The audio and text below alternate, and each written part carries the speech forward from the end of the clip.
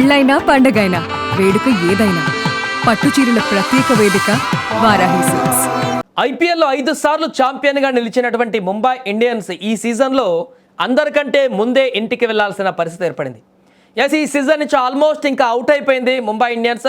కీలకమైనటువంటి నిన్నటి మ్యాచ్లో దారుణమైనటువంటి ఓటమితోటి ముంబై ఇండియన్స్ ఈ సీజన్లో అత్యంత దారుణమైనటువంటి రికార్డుతో వైదొలగాల్సినటువంటి పరిస్థితి ఏర్పడింది.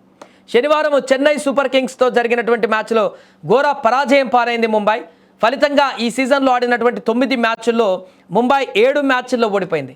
ప్రస్తుతము పాయింట్ల పట్టికలో 9వ స్థానంలో ఉన్న హార్దిక్ పాండ్యా సేన ఐపీఎల్ 2026 ప్లే ఆఫ్ రేసులో నిలవాలంటే ఇప్పుడు ఏదో అద్భుతం మెరాకిల్ జరిగితే తప్ప వెళ్లాల్సిన అటువంటి పరిస్థితి లేదు.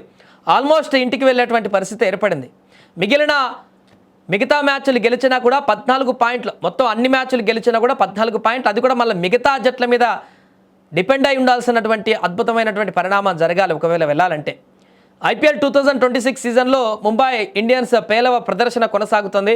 ప్లే ఆఫ్ రేసులో నిలవాలంటే తప్పక గెలవాల్సినటువంటి మ్యాచ్లో ముంబై ఇండియన్స్ చేతులెత్తేశారు. శనివారం చెపాక్ స్టేడియం వేదికగా జరిగినటువంటి మ్యాచ్లో చెన్నై సూపర్ కింగ్స్ సమిష్టిగా రాణించి 8 వికెట్ల తేడాతో ముంబై ఇండియన్స్ను ఓడించింది. ఈ ఓటమితో Mumbai Indians play off race నుంచి దాదాపు తప్పుకున్నట్లయింది.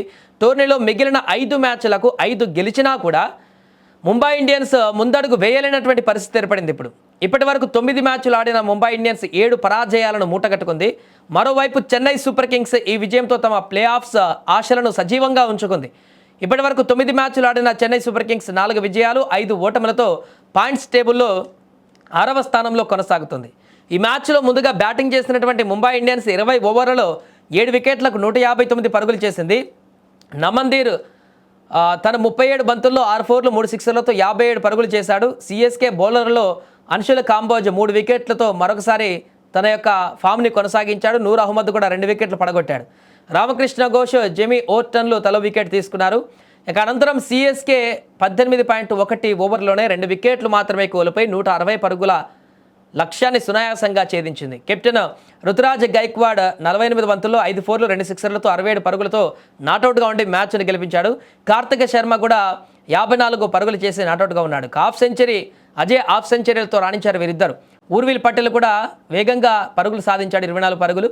ముంబై బౌలర్లలో బుమ్రా, గజన్ఫర్ తలో వికెట్ తీయగా మిగతా బౌలర్లు కూడా పూర్తిగా విఫలమైపోయారు. అండ్ హార్దిక్ పాండ్యా బ్యాటింగ్ కూడా చాలా విమర్శలకు దారిచింది. నిన్న స్లాగ్ ఓవర్లో హార్దిక్ పాండ్యా బ్యాటింగ్ తోటి జట్టును నష్టంకి చేకూర్చినట్టుగా చెప్తున్నారు. 23 బంతులు ఆడి కేవలం 18 పరుగులే చేశాడు, అది కూడా క్రిటికల్ టైంలో, ఎండింగ్ టైంలో. సూర్యకుమార్ యాదవ్ 21 మరొకసారి విఫలమయ్యాడు. తిలక్ వర్మ కూడా రాణించలేదు. విల్ జాక్స్ కూడా వైఫల్యం చెందడంతో ముంబై ఇండియన్స్ విజయ అవకాశాలను పూర్తిగా దెబ్బతీసింది మొదటి బ్యాటింగ్లో. దీంతో ఈ యొక్క యావరేజ్ లక్ష్యాన్ని ఈజీగా ఛేదించి చెన్నై తన యొక్క ప్లే ఆఫ్స్ ఆశలను సజీవంగా ఉంచుకుంది.